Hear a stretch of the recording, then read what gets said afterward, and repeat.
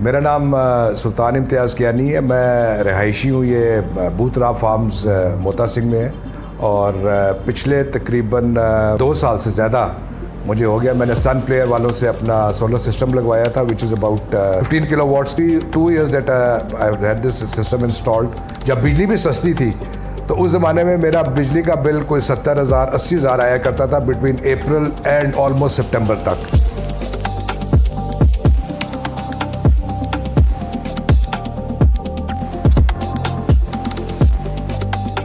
अब जो मैक्सिमम मेरा आ रहा है वो 20,000 के करीब आ रहा है और कई माह तो मतलब it doesn't even cross 15,000 depending on the usage that I have. तो मेरे तकरीबन 3 एसीज तो definitely they are almost working round the clock. I am very very much satisfied. तो मैं तो इन सारों को सजेस्ट करता हूँ कि they should go for solar.